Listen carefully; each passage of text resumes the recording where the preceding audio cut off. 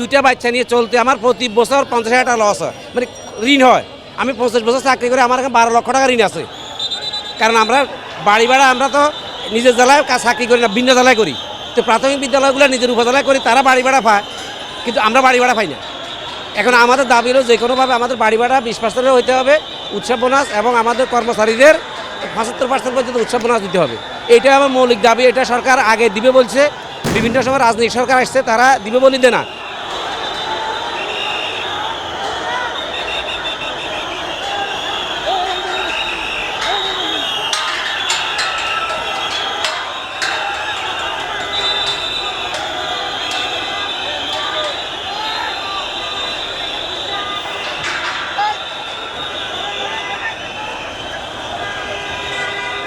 আমরা আমাদের ন্যায্য অধিকারের জন্য এসেছি, আমাদের ন্যায্য অধিকার নিয়ে ইনশাল্লাহ আমরা ফিরব, এবং আগামীতে আমাদের দাবি না মানা হলে আমরা এর চেয়ে কঠোর এবং কঠোরতা আন্দোলনের হুঁশিয়ারি দিয়ে যাচ্ছি ইনশাল্লাহ।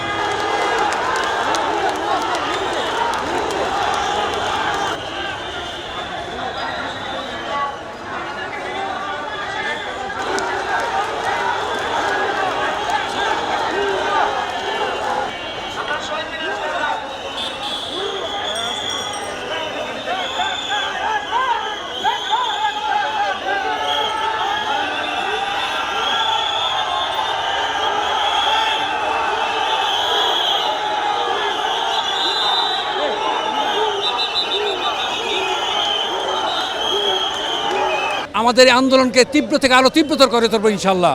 যদি তারা আমাদের দাবি আদায়, যদি তারা অগ্রগতির পথ না দেখায়, যদি আমাদেরকে আমরা without taking confirmation we would not leave this place for a single moment.